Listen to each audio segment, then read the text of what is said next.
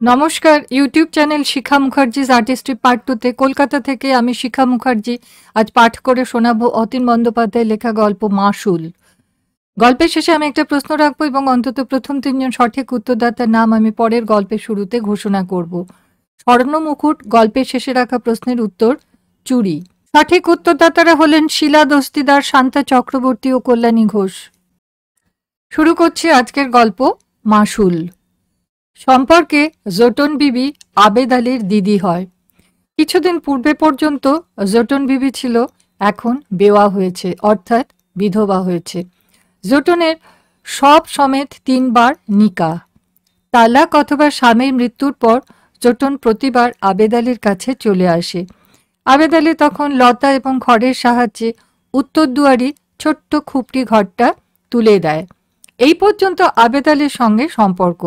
তারপর কিছুদিন ধরে জোটনের জীবন সংগ্রাম, ধান বেনে দেওয়া, চিড়ে কুটে দেওয়া পাড়া প্রতিবেশীদের, এবং যখন বর্ষাকাল শেষ হয়, যখন হিন্দু গৃহস্থ ঘরে পূজা পার্বণ শেষ, তখন জোটন গ্রামের অনেক দুঃখী ইমানদারদের সঙ্গে ভাতের হাঁড়িটা ধুয়ে পাকলে জলে নেমে পড়ে এবং সকল পাটক্ষেত চষে বেড়াতে থাকে শালুকের জন্য। শালুক শেষ হলে আবেদ আলীর কাছে নালিশ। দেশে কি পুরুষ মানুষ নাই রে আবেদ আলী? সেই জোটন শোলার ছোট্ট ঝাপটা টেনে ঘর থেকে মুখ বার করলো। এখনো ভোর হয়নি। সারা রাত জোটনের চোখে ঘুম নেই। মসজিদে শামুর বাপ আজান দিচ্ছে। জোটন ঘরে অন্ধকারে ছেঁড়া হোগলা এবং ছেঁড়া কাঁথাটা ভাঁজ করে এক পাশে রেখে দিল। অন্ধকার কাটছে না, সুতরাং ঘরের আসবাবপত্র অস্পষ্ট। শিকাতে 2টো হাঁড়ি, 2টো সরা। 2 দিন থেকে জোটনের ভাত নেই। 2 দিন ধরে জোটন শালুক সিদ্ধ করে খাচ্ছে। জোটন সরা তুলে হাত দিল এবং অনুভব করতে পারল কিছু শালুক সিদ্ধ এখনো হাঁড়িতে আছে। সে অন্ধকারে বসেই শালুকগুলো খেতে থাকলো। শুকনো বলে গলায় আটকাচ্ছে। একটু জল খেলো জোটন। আবার দরজা ফাঁক করে যখন আকাশ দেখল, আকাশ পরিষ্কার। মোরগেরাও ডাকছে। জোটন দরজা খুলে বাইরে এসে দাঁড়ালো। মসজিদের ওপাশটায় সূর্য উঠছে।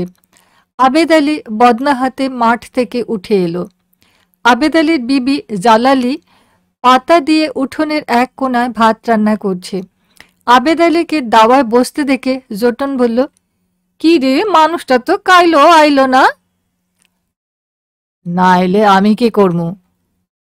আবেদ আলী জোটনের এই ইচ্ছায় বিরক্ত। 3 বারের পর ফের নিকার শখ। 2 দিন না খেয়ে জোটনও ভয়ানক হয়ে উঠেছে। সে আবেদ আলীকে উদ্দেশ্য করে বলল, দ্বন্দ্বে যাওয়ার সময় মানুষটার খোঁজ কইরা যাবি, মানুষটা বাইচা আছে না মরছে কবি আইয়া। কমু গো কমু। আবেদ আলী দেখল জোটনের মুখ ভয়ানক শুকনো। 2 দিন না খেতে পেয়ে জোটনের চোখ কোটরাগত। তুই দুপুরে আমার ঘরে খাইস। আবেদ আলী এবার জালালির মুখটা দেখল। সূর্য উঠছে বলে এ রোদের রং জালালির খড়খড়ে মুখটা আরো খড়খড়ে করে দিচ্ছে, এবং আবেদ আলীর এমতো কথায় জালালির মুখটা ফটকা মাছের মতো ফুলতে থাকলো। আরে আরে করতাছস কি, তোর গাল যে ফাইটটা যাইবো। জোটন বুঝতে পেরে বলল, না রে থাক, আমার খাওয়ানোর লাগে কি আছে। আবেদ আলী বুঝলো জোটন খাবে না। সে দেখলো জোটন উঠোন থেকে নেমে যাচ্ছে। জোটন রাস্তায় নেমে গেল এবং সড়ক ধরে হাঁটল না। যেখানে এখনো ধান খেতে জল আছে অথবা ক্ষেতের আল জাগছে, সেই সব পথ ধরে কি যেন খুঁজতে খুঁজতে চলছে। জোটন এইসব নরম মাটির আশ্রয়ে কচ্ছপের ডিম খুঁজছে। এই সময় কচ্ছপেরা ডিম পাড়বে মাটির আলে।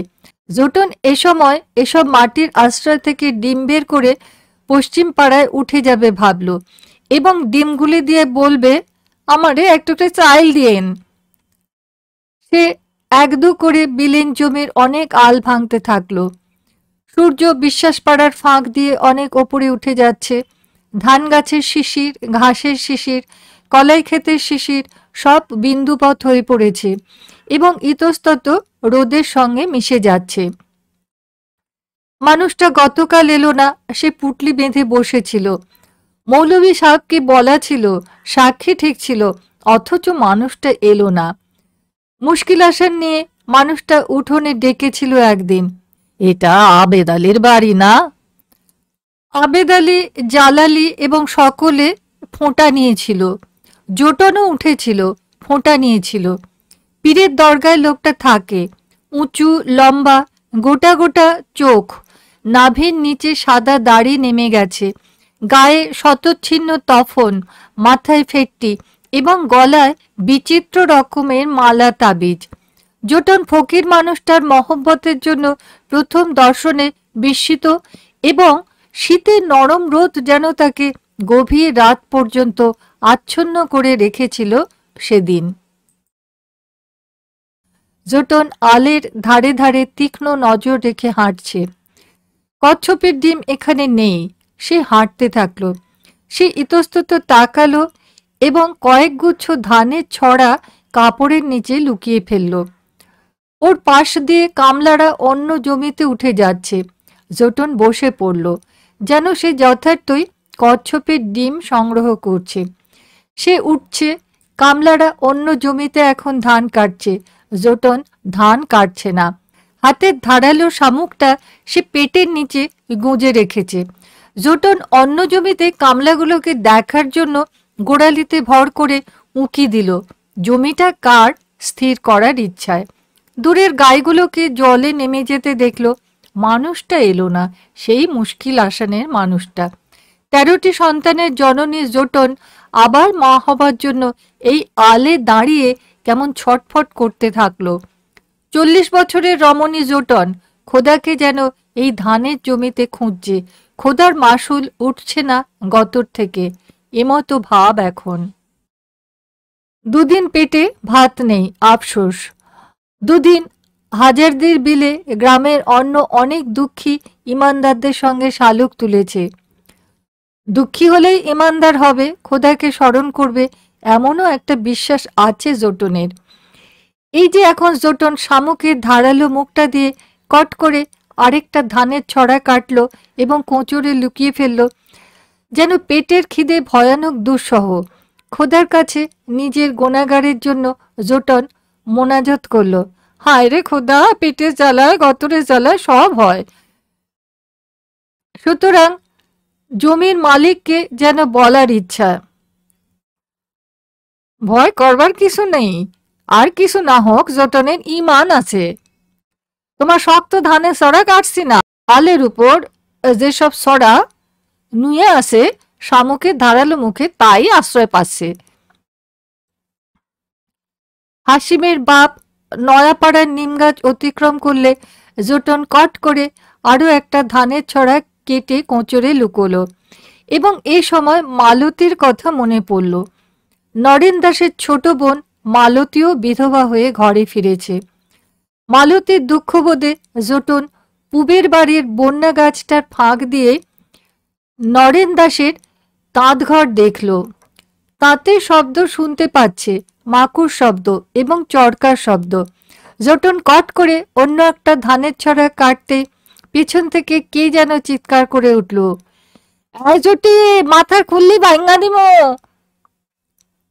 জোটন মুখ ফিরিয়ে দেখল ইসম আসছে। সে কাঁচুমাচি হয়ে বলল, না ইসম ভাই, আমি এখানে কিছু করতাছি না। তুমি আসমান দেখতাছ, যা বাড়ি যা, কথা বাড়িস না। সুতরাং বাড়ি উঠে যাওয়ার মতো করে জোটন হাঁটতে থাকলো। কিন্তু যেই ইসম মসজিদের কুয়াতে জল তোলার জন্য বালতি নামালো, জোটন টুক করে আলের পরে বসে ধান গাছের ছায়ায় নিজেকে ঢেকে ফেলল। তারপরে হামাগুড়ি দিয়ে যেতে যেতে দেখল এক জায়গায় হাত লেগে মাটি সরে গেছে এবং সাদা গোল গোল ডিম বের হয়ে পড়ল। মুখ উজ্জ্বল করে জোটন এবার উঠে দাঁড়ালো। ইমান এবং মুশকিল আসানের লম্ফটাকে উষ্ণ করছে। দূরে দূরে সব ধান কাটা হচ্ছে, ধানের আঁটি বাজছে মুনিশেরা, ওরা গাজির গীত গাইছে। দূরে দূরে গানের স্বরতরঙ্গ, নরেন দাসের বিধবা বোন মালতী এবং গতরাতের নিষ্ফল প্রতীক্ষা জোটনকে নিদারুণ তীব্র তীক্ষ্ণ যন্ত্রণায় কাতর করছে। মালতীর বিয়ে হবে না, বাকি জীবন গতরের কোনো মাসুল দেবে না, আল্লাহ নারাজ হবে। এই গতর মাটির মতো, পতিত ফেলে রাখলে গুনাহ। জোটন এই জন্যই মালতীর জীবনকে ধর্মকে না হোক কাফেরের মতো ভাববার ইচ্ছায় শরীরের জড়তা কাটাতে গিয়ে দেখল বন্যা গাছের নিচে মালতী দাঁড়িয়ে আছে, চুপ এবং নিঃসঙ্গ। ওর শরীরে সাদা থান ভোরের হাওয়ায় উড়ছে। জোটন মালতীকে দেখে তাড়াতাড়ি সবকটা ডিম ভিজা জামার ভিতর থেকে তুলে আঁচলে বেঁধে ফেলল। অন্যদিন হলে জোটন মালতীর সঙ্গে অন্তত কিছু কথা বলতো, কিন্তু আজ মালতীর এই নিঃসঙ্গতা যথার্থই ওকে পীড়িত করছে। একটা অহেতুক অপরাধ বোধে মালতীর সঙ্গে সে কোনো কথাই বলতে পারল না। জোটন এই পথ ধরেই গেল, অপরিচিতের মতো তামুকের খেতে উঠে গেল। দেখল মালতী বন্যা গাছ পার হয়ে লটকন গাছের নিচ দিয়ে পুকুর পাড়ে দাঁড়ালো এবং হাঁসগুলোকে জলে সাঁতার কাটতে দেখে কেমন আনমনা হয়ে গেল। জোটন আর দাঁড়ালো না, এখানে দাঁড়ালে কষ্টটা বাড়বে, তারপর শালুক খেয়ে শরীরে শক্তি পাচ্ছে না। সে তাড়াতাড়ি নরেন দাসের বাড়ি পার হয়ে গ্রামের রাস্তায় হাঁটতে থাকলো। বকুল গাছটা অতিক্রম করে ঠাকুর বাড়ির সুপারি বাগান, সে সন্তর্পণে বাগানে ঢুকে গাছতলায় সুপারি খুঁজতে থাকলো। জোটন সুপারিকে গুয়া বলে। সে খুঁজে খুঁজে কোথাও যখন একটাও সুপারি পেল না, সে গাছের মাথার দিকে তাকালো এবং প্রার্থনার ভঙ্গিতে বলল, আল্লাহ একটা গুয়া দা। সব গাছগুলোর মাথায় সুপারি ঘন এবং হলুদ রঙের। হলুদ রঙের এই সুপারির খোসা ছাড়িয়ে একটা শ্বাস মুখে দেবার বড় শখ জোটনের। সে দেখল একটা কাঠঠোকরা পাখি এগাছ ওগাছ করছে। আহারে আল্লাহ রে, একটা দেয় না রে। তখনই বুড়ো ঠাকরুনের গলা শুনতে পেল সে। জোটন চুপচাপ বাগানের পাশে ঘন বড়ই গাছের জঙ্গলে নিজেকে লুকিয়ে ফেলল। জোটন অনেকক্ষণ এই ঝোপের ভেতর পাখিটার বদান্যতার জন্য বসে থাকলো। পাখিটা উঠছে, জোটন ঝোপের ফাঁক দিয়ে দেখতে দেখতে উত্তেজিত হতে থাকলো। পাখিটা সুপারির ওপর এবার ঘন হয়ে বসলো, দুটো ঠোকর মারল এবং সঙ্গে সঙ্গে ৩-৪টে সুপারি গাছের গোড়ায় ছড়িয়ে পড়ল যেন মানিক্য। যেন জোটনের সমস্ত দিনের ইচ্ছা এখন এই গাছটার ছায়া রূপ পাচ্ছে। জোটন চারপাশটা ভালো করে দেখল। পুকুর ঘাটে বুড়ো ঠাকরুন স্নান করছে, সে সব দেখছে, অথচ তাকে কেউ দেখতে পেল না। সে তাড়াতাড়ি গাছটার নিচে ছুটে গেল। সুপারি ৩টে আঁচলে বেঁধে সে হাঁটছে। সে বৈঠকখানা পার হয়ে ঠাকুরবাড়ির ভেতরে ঢুকে গেল। ডাক দিল, বড় মামি আসেন নাকি? বলতে বলতে সে ৫ দুয়ারে ঢুকে অসুচ ঘরের সামনে দাঁড়ালো। বলল, ধন মামি একবার মানিকরে দেখান, মানিকের লাগা কাসিমের ডিম আনছি। বড় মামিকে দেখে বলল, কাসিমের ডিম রাখা এক টুকরি চাইল দেন। চাল পেলে বলল, 2টা পান নিমু বড় মামি। নিয়ে গাছতলায় মেলা পান পইরা আসে। জোটন চালগুলো আঁচলে বাঁধল এবং বড় ঘরের পিছনে ঢুকে আলুকুশি লতার কাঁটা ঝোপ পার হয়ে একটা শেওড়া গাছের নিচে দাঁড়ালো। পানের লতা গাছটাকে জড়িয়ে আছে।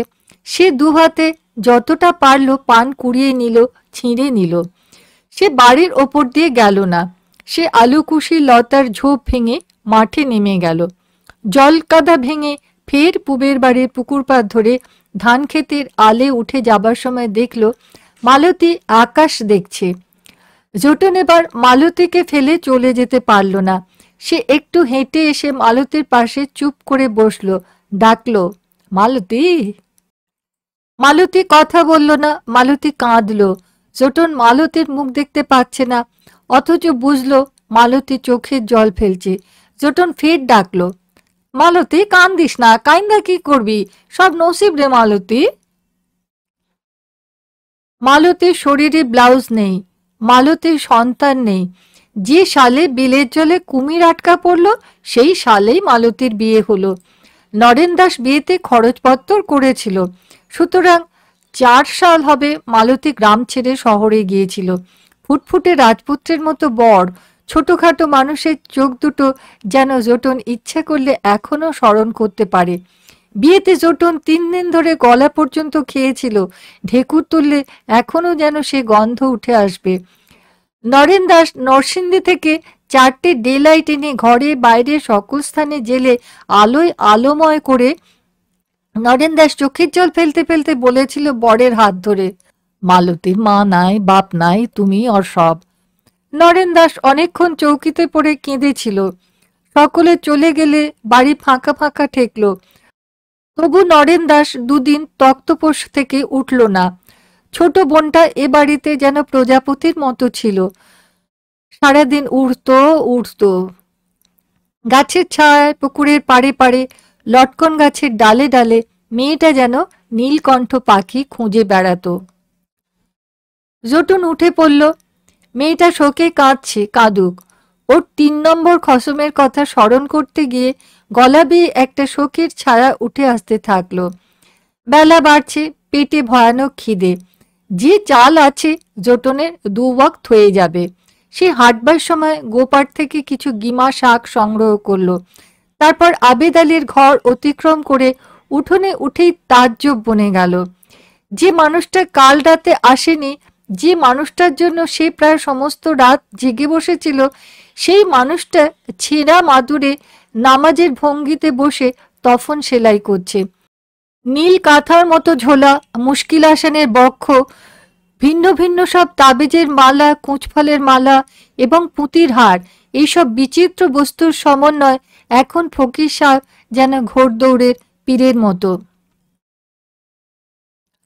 ছোটন ফকির সাহেবকে উদ্দেশ্য করে বলল, সালাম আলাইকুম।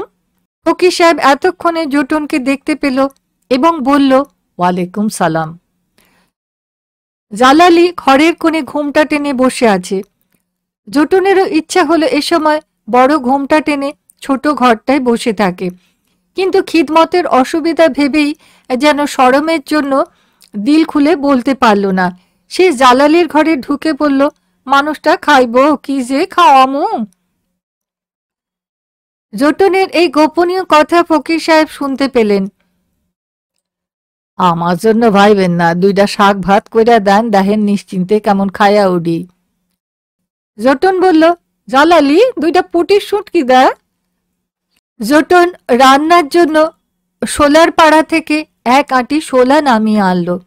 ঘরের পেছনে শোলাগুলোকে মরমর করে ভাঙল এবং ভাঁজ করে ঢুকতে গিয়ে দেখল ফকির সাহেব এখনো তফনের তালি মারছেন বসে। বেড়ার ফাঁক দিয়ে জোটন ফকির সাহেবের প্রশস্ত বুক এবং কবজি দেখে। গতরে খোদার মাসুল উসুল হতে বেশি সময় নেবে না, সুতরাং সুখী মনে জোটন রান্না করতে বসল। 2 সাল হলো গতর বেশরম ভাবে প্রায় রাতে বেইমানি করতে চাইছে। রাতে যতবার এমন হতো জোটন ছেঁড়া মাদুরে বসে আল্লাহকে স্মরণ করে গতরের এসব বেওয়ারিশ ইচ্ছাকে তাড়াতে চাইতো। 2বার তালাক পেয়ে জোটন যেন বুঝতে শিখেছে ওর শরীরের খাক মেটাবার শক্তি পুরুষ দুটো ছিল না, সুতরাং তালাক দিল। বলল, ইবলিশের গতর কেবল খাই খাই। সে ফের উনুনে কিছু শোলা গুজে দিল এবং ফকির সাহেবের শরীর দেখল বেড়ার ফাঁক দিয়ে। সমস্ত চালটাই সে রান্না করছে, 2 জনের মতো ভাত। সে শুটকি মাছ দুটোকে আগুনে পুড়িয়ে নিচ্ছে। সে অনেকগুলো লাল চাটগাই লঙ্কা বেটে নিচ্ছে পাথরে। বড় বড় 2টো পেঁয়াজ কেটে শুটকি দুটোকে মরমর করে শানকির এক পাশে গুঁড়ো করে রাখলো। তারপর লঙ্কা, পেঁয়াজ, নুন এবং শুটকির ভর্তা বানাতে গিয়ে জিভে জল এলো। এখন সে ইচ্ছা করলে 2 জনের ভাত যেন একা খেয়ে নিতে পারে, কিন্তু বাড়িতে মেহমান। সে তার ক্ষুধাকে নিবৃত্ত করলো কিছুক্ষণের জন্য। ভাতের ফেনা টকবক করে ফুটছে, সোঁদা সোঁদা গন্ধ ভাতের। সে ফ্যানটা গেলে একটা শানকিতে যত্ন করে রাখলো, নুন মেশালো।